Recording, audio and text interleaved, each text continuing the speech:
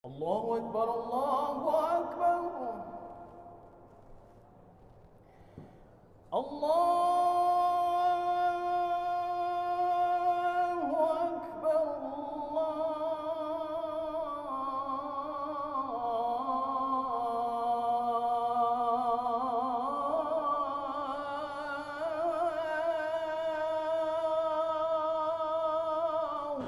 Assalamualaikum warahmatullahi wabarakatuh.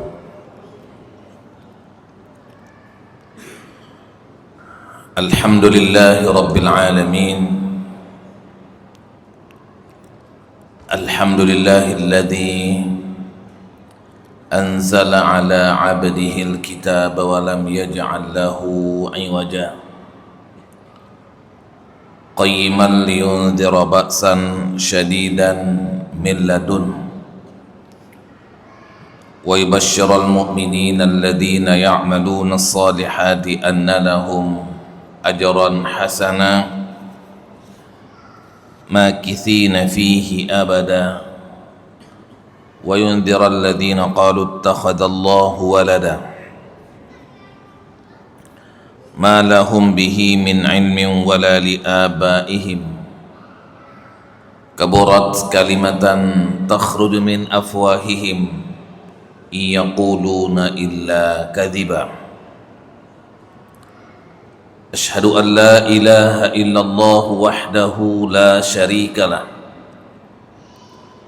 wa ashhadu anna muhammadan abduhu wa rasuluhu alladzi la nabiyya ba'da. Allahumma salli ala sayyidina Muhammad wa ala alihi wa sahbihi ajma'in.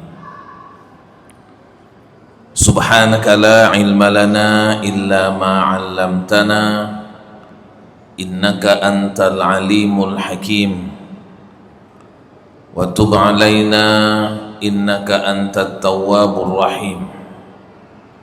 Rabbana hab lana hukman wa alhiqna bis salihin. Rabbi shrah li sadri wa yassir li amri wahlul 'uqdatan min lisani yafqahu qawli. Hadirin dan hadirat jamaah salat maghrib rahimakumullah, serta para pendengar Radio Baitur Rahman dan RRI yang dirahmati oleh Allah Subhanahu wa ta'ala. Sambil kita beriktikaf menunggu datangnya waktu sholat Isya, marilah sama-sama kita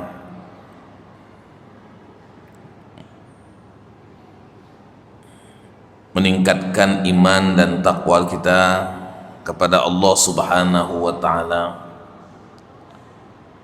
dengan memperbanyak tasbih, tahmid, takbir sebagai bentuk kesyukuran kita kepada Allah Subhanahu wa ta'ala yang telah melimpahkan kepada kita berbagai macam karunia dan nikmat, baik yang lahir maupun yang batin, baik yang kita bisa lihat maupun yang enggak bisa kita lihat, baik yang kita ketahui maupun yang lebih banyak yang tidak kita ketahui. Mudah-mudahan semua itu bisa menghantarkan kita menjadi hamba-hamba yang bersyukur kepada Allah Subhanahu wa ta'ala, menjalankan perintahnya dan meninggalkan larangannya. Kemudian salawat dan salam kita haturkan kepada Rasul kita, uswah kita, tauladan kita Nabi Muhammad sallallahu alaihi wasallam. Jamaah salat maghrib rahimakumullah serta para pendengar Radio Baitur Rahman dan RRI yang dirahmati oleh Allah Subhanahu wa taala. Mari sama-sama kita mendengarkan firman Allah Subhanahu wa taala yang terdapat dalam surat Al-Hajj, surat yang ke-22 ayat 19. A'udzu billahi minasyaitonir rajim. Bismillahirrahmanirrahim. Hadzani khasmani ikhtasamu fi rabbihim falladzina kafaru qutti'at lahum thiyabun min narin yusabbu min fawqi ruhusihimul hamim yusharu bihi ma fi butunihim wal julud walahum maqami'u min hadid kullama aradu an yakhruju minha min ghammin u'idu fiha wa dhuqu 'adzabal hariq innallaha yudkhilul ladzina amanu wa 'amilus salihati jannatin tajri min tahtihal anhar yuhallawna fiha min asawira min dhahabin wa lu'lu'a wa libasuhum fiha harir. Kalau kita terjemahkan ayat yang mulia ini, inilah dua golongan, yaitu golongan mukmin dan golongan kafir, yang bertengkar mengenai Tuhan mereka. Maka bagi orang kafir akan dibuatkan pakaian-pakaian dari api neraka untuk mereka. Ke atas kepala mereka akan disiramkan air yang mendidih. Dengan air yang mendidih itu akan diluluh lantakkan apa yang ada di dalam perut dan apa yang ada di kulit mereka, dan azab untuk mereka cambuk-cambuk dari besi. Setiap kali mereka hendak keluar dari neraka karena disiksa, mereka dikembalikan lagi ke dalamnya. Kepada mereka dikatakan, rasakanlah azab yang membakar ini. Sungguh Allah Subhanahu wa taala akan memasukkan orang-orang beriman dan yang mengerjakan kebaikan ke dalam surga-surga yang mengalir di bawahnya sungai-sungai. Di sana mereka diberi perhiasan gelang-gelang emas, mutiara, dan pakaian mereka dari sutra. Itulah firman Allah, surat Al-Hajj, surat ke-22, juz ke-17, ayat 19 sampai 23. Jamaah maghrib rahimakumullah,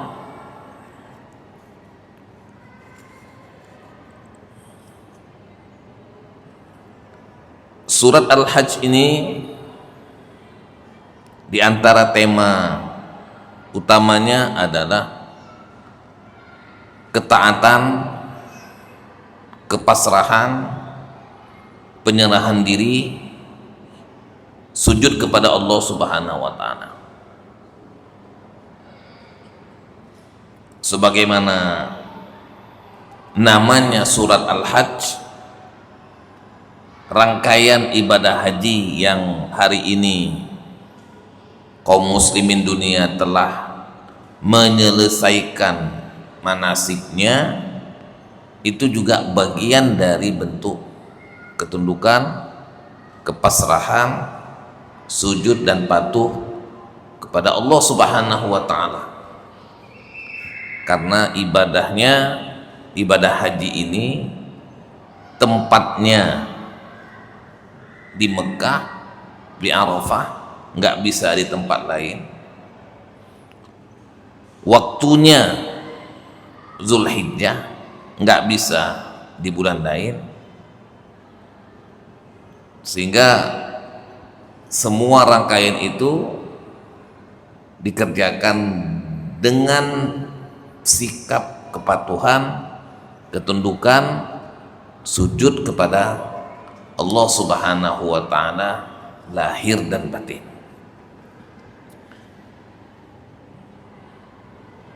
Jamaah saya muliakan, maka makna dan nilai itu bisa kita lihat dalam ayat-ayat yang sudah berlalu dari ayat 1 sampai ayat ke 18. Sehingga ada yang mau tunduk, ada yang nggak mau tunduk, ada yang mau pasrah kepada Allah, ada yang nggak mau pasrah, ada yang mau sujud ke hadapannya, ada yang tidak mau sujud, ada yang mau menjalankan perintahnya, ada yang tidak mau, ada yang menyembah Allah pencipta, pengatur, penguasa alam semesta, ada manusia yang menyembah makhluk yang Allah cipta. Ada yang menyembah matahari, ada yang menyembah bulan, ada yang menyembah bintang, ada yang menyembah pohon, ada yang menyembah binatang, dan ada yang meyakini akan adanya hari berbangkit, hari pembalasan, ada yang tidak meyakini akan adanya hari pembalasan dan hari kiamat. Maka hadani khusmani, inilah dua golongan. Apa golongan itu? Golongan mukmin dan golongan kafir. Golongan yang mau beriman, golongan yang tidak mau beriman. Golongan yang mau sujud patuh kepada Allah, ada golongan yang tidak mau sujud dan patuh kepada Allah Subhanahu wa taala. Kalau kita kembali ke ayat sebelumnya, misalnya kita lihat ayat yang ketiga, wa minan nasi may yujadilu fillahi bighairi ilmin wa yattabi'u kulla syaitanin marid. Nah, dan di antara manusia ada yang berbantah-bantah tentang Allah. Orang yang gak beriman kepada Allah Subhanahu wa ta'ala mempertanyakan siapa pencipta, siapa yang menjadikan manusia. Nanti kalau manusia itu mati dan nanti menjadi tulang belulang, apakah akan dikembalikan seperti semula? Apakah ada hari kiamat?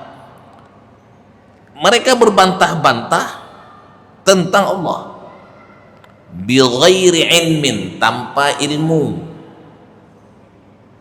tidak ada informasi yang valid dasar mereka berpikir dan mereka berucap. Wa yattabi'u kulla syaitanin marid, dan mereka mengikuti para setan yang sangat jahat. Syaitan menyesatkan mereka dari jalan yang benar. Syaitan membisikkan kepada mereka pikiran-pikiran yang sesat. Adapun orang beriman tidak berbantah-bantah tentang urusan Allah, karena mereka beriman kepada yang benar dan yang gaib. Alladzina yu'minuna bil ghaibi, mereka beriman kepada hal-hal yang gaib. Semua yang terkait dengan Allah Subhanahu wa ta'ala dan makhluk-makhluknya, orang beriman mengimaninya dan mempercayainya.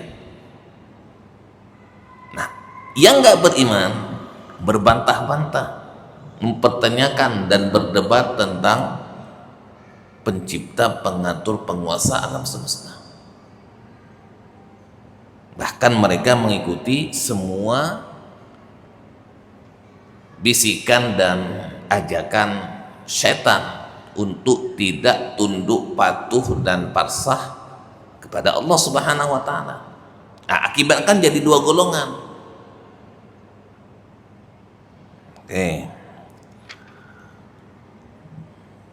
Misalnya lagi di ayat yang ke-8, kalau tadi ayat yang ke-4, ayat yang ke-3, sekarang ayat yang ke-8. Wa minan nasi man yujadilu fillahi bighairi ilmin wala hudan wala kitabin mubin. Ya. Di antara manusia, nah nih, di antara manusia, berarti manusia dalam urusannya dengan Allah Subhanahu wa ta'ala dan rukun-rukun iman lainnya terbagi dua.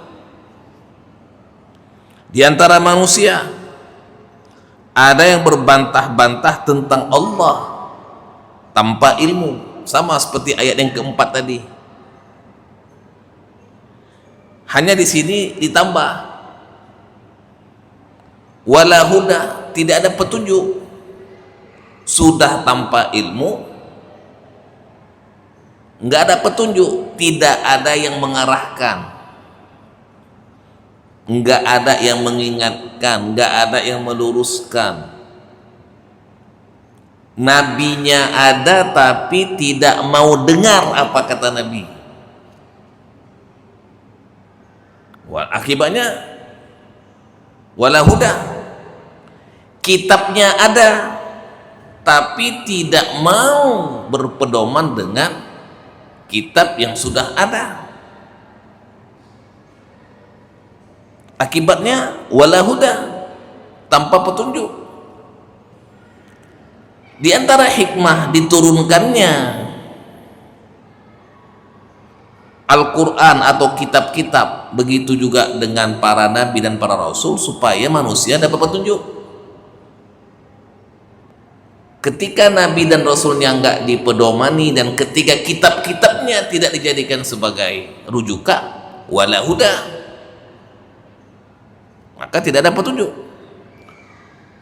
Wala kitabin munir, dan juga tidak ada kitab yang menerangkan itu bagi mereka sebagai penerang.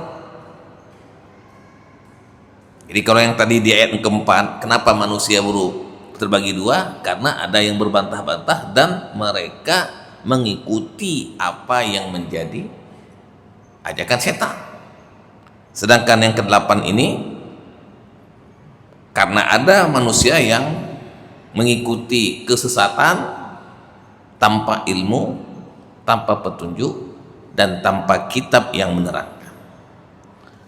Akibatnya apa? Akibatnya hadzani khusmani ikhtasamu fi rabbihim. Inilah dua golongan, ada golongan mukmin dan ada golongan kafir. Untuk urusan akidah dan keyakinan, ideologi, dua golongan saja, yang beriman kepada Allah dan yang tidak beriman kepada Allah. Hadani khasmani ikhtasamu fi rabbihim. Nah, ini dua golongan ini selalu akan ada dalam setiap masa, setiap waktu, sejak para nabi diutus sampai nanti hari kiamat. Selalu akan ada dua golongan, mukmin, kafir. Golongan yang mau menaati dan pasrah serta tunduk kepada Allah, dan golongan yang tidak mau tunduk dan pasrah kepada aturan Allah Subhanahu wa taala. Makanya ada surat Al-Mu'minun, ada surat Al-Kafirun. Nah, setelah ini Allah menjelaskan tentang balasan dari keduanya, karena keduanya memiliki pendirian yang tidak sama, maka masing-masing akan diberikan balasan sesuai dengan pilihannya dan keyakinannya. Falladzina kafaru, adapun orang-orang yang kafir, nah ini golongan yang memilih untuk tidak mau tunduk kepada Allah, pasrah kepadanya, tidak mau sujud menjalankan perintahnya, dan tidak mau sujud dalam meninggalkan larangannya. Mereka kafir, ingkar dan membangkang. Apa? Qutti'at lahum thiyabun min nar. Bagi orang yang kafir itu akan dibuatkan pakaian-pakaian dari api neraka. Pakaiannya bukan dari kain atau dari kapas. Pakaian mereka dari api neraka. Kalau dalam surat Ibrahim, Allah Subhanahu wa taala menyebutkan ayat 50, sarabiluhum min qatiranin wa yakhsha wujuhahumun nar. Pakaian mereka dari cairan aspal. Cairan aspal, kalau kita di dunia ini kan cairan untuk buat jalan yang panas itu, hitam panas. Itulah yang akan menjadi bahan pakaian penghuni neraka. Orang yang nggak mau tunduk dan patuh kepada Allah Subhanahu wa taala. Sarabiluhum min qatiran. Pakaian mereka dari cairan aspal. Di sini disebutkan bahwa qutti'at lahum thiyabun min nar, akan dibuat bagi mereka pakaian dari bahan baku api neraka.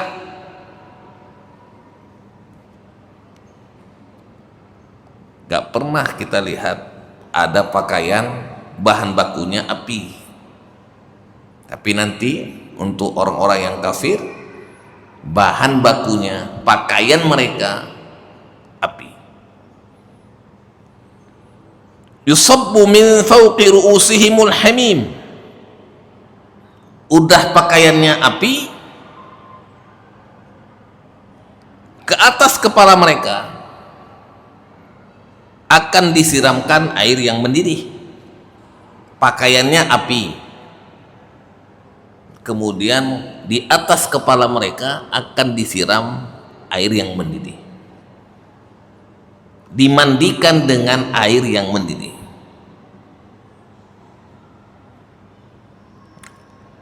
Air api neraka itu 70 kali api dunia, 70 kali lipat api dunia. Kita aja nggak sanggup tahan api dunia, apalagi api akhirat 70 kali. Jadi ini gambarannya, pakaiannya terbuat dari api, kemudian disiram dengan air yang mendidih. Itu yang kedua. Yang ketiga, yusharu bihi ma fi butunihim wal julud, dan dengan air mendidih itu akan hancur luluhlah apa yang ada dalam perut dan kulit mereka. Bisa dibayangkan, air mendidih disiram dari atas, maka yang ada dalam perut manusia akan hancur luluh. Kita kalau kena air mendidih di dunia kan terbakar nih, itu baru satu bagian, ini 70 kali lipat. Maka apa yang ada dalam perut akan hancur dulu. Kalau yang ada dalam perut saja hancur luluh, bagaimana dengan kulitnya? Yusharu ma fi butunihim wal julud, maka kulit bagian luarnya juga akan hancur luluh.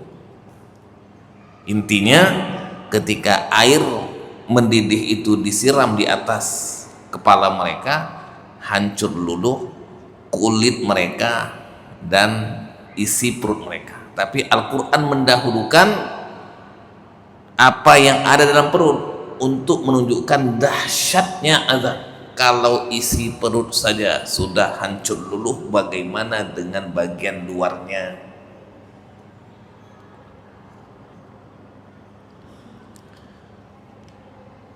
Nggak cukup sampai di situ. Walahum maqami'u min hadid,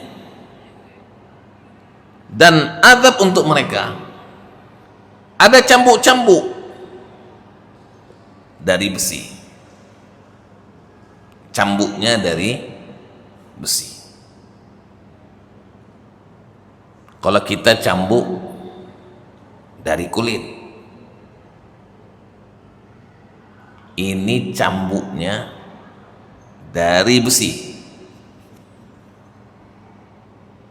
Sudah pasti besi yang akan dijadikan sebagai bahan cambuk panas juga, sebagaimana tadi panas.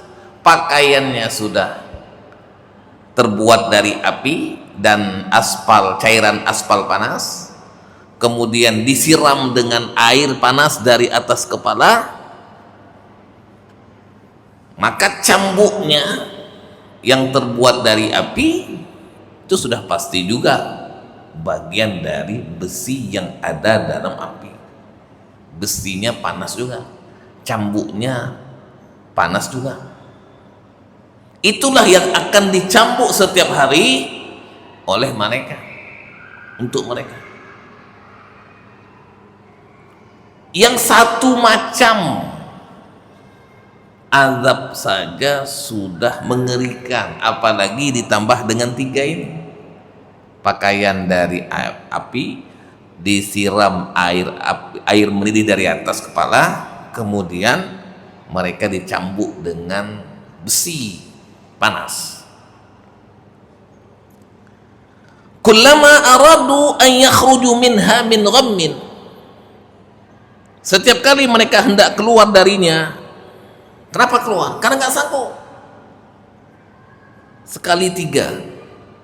Di ayat ini adabnya cuma tiga. Apakah adabnya cuma tiga? Tidak. Ada banyak adab di surat lain, tapi dalam surat Al-Hajj ini tiga. Pakaian dari api, air panas disiram dari atas kepala, kemudian ada cambuk dari besi. Tiga azabnya. Ini belum cerita makanan, belum cerita minuman, baru tiga. Maka setiap kali mereka hendak keluar darinya neraka karena tersiksa, u'idu fiha, mereka dikembalikan lagi ke dalam. Begitu mau keluar, dikembalikan lagi ke dalam, diazab lagi dengan 3 macam tadi. Nggak sanggup tahan, mau keluar, dikembalikan lagi. Itulah fenomenanya.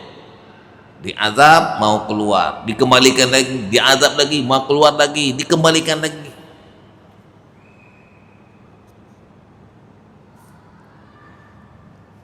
Kemudian dikatakan kepada mereka, siapa yang mengatakan? Malaikat penjaga neraka, dzuqu adzabal hariq, rasakanlah olehmu azab yang membakar ini. Kenapa mereka diazab dengan azab membakar ini? Karena mereka di dunia tidak mau sujud, tidak mau tunduk dan patuh pasrah kepada perintah Allah Subhanahu wa ta'ala. Malah mereka berbantah-bantah tanpa ilmu, tanpa petunjuk, dan tanpa kitab, mengikuti apa yang mereka ikuti berdasarkan hawa nafsu dan apa yang datang dari syaitan. Nah, ini satu golongan, balasan untuk golongan pertama. Bagaimana balasan untuk golongan kedua? Nah, ini orang beriman. Innallaha yudkhilul ladzina amanu wa amilus sholihat. Sesungguhnya Allah Subhanahu wa ta'ala akan memasukkan orang-orang beriman dan beramal soleh. Orang beriman, mereka yang mau tunduk, patuh, sujud, pasrah, taat kepada Allah Subhanahu wa ta'ala. Karena keyakinan mereka, ucapan mereka, dan amal mereka sinkron, dan mereka ikuti dengan amal soleh. Apa? Dimasukkan ke dalam surga yang mengalir di bawahnya sungai-sungai. Jannatin tajri min tahtihal anhar. Masuk dalam surga yang mengalir di bawahnya sungai-sungai. Semua surga yang ada di akhirat nanti mengalir semuanya di bawahnya sungai-sungai.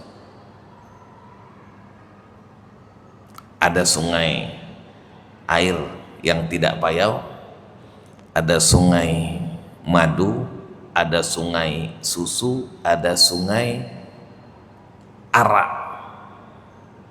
Semua sungai ini mengalir di bawahnya surga. Allah Subhanahu wa ta'ala menggambarkan kepada kita tentang nikmat surga yang mengalir di bawahnya sungai-sungai.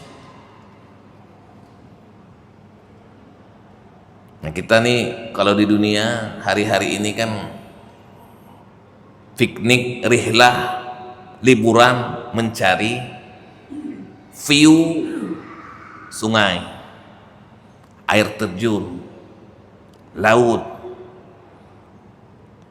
Kita suka yang sifatnya air karena memang kita datang dari air, berasal dari air. Allah Subhanahu wa ta'ala memberikan kepada kita nikmat yang bersifat air bukan hanya di dunia tapi juga sampai ke akhirat. Semua surga-surga yang 8 yang diberikan kepada orang-orang beriman dibuat di bawahnya semuanya ada sungai-sungai. Jannatin tajri min tahtihal anhar.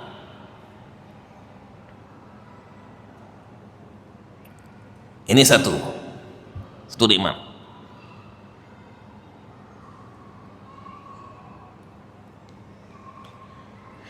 Yuhallawna fiha min asawira min dhahab wa lu'lu'a. Setelah nikmat pertama tadi, surga yang mengalir di bawahnya sungai-sungai, kemudian mereka orang beriman dan beramal soleh tadi akan diberikan perhiasan gelang-gelang emas dan mutiara. semua penghuni surga akan dikenakan, akan dipasangkan gelang dari emas dan mutiara. Kita laki-laki haram pakai emas, tapi nanti di surga semua penghuni surga akan diberikan, akan dipakaikan emas dan mutiara. Min dhahabin wa lu'lu'ah. Kalau tadi air, nikmat air, sekarang nikmat perhiasan. Perhiasannya apa? Perhiasan emas dan mutiara. Nah, ini bukan emas dan mutiara dunia, ini emas dan mutiara surga yang Allah siapkan untuk orang-orang beriman dan beramal soleh. Yang ketiga, walibasuhum fiha harir, dan pakaian mereka dari sutra. Dari sutra. Malah di ayat di surat Al-Kahfi itu sutranya ada sutra tebal, ada sutra tipis.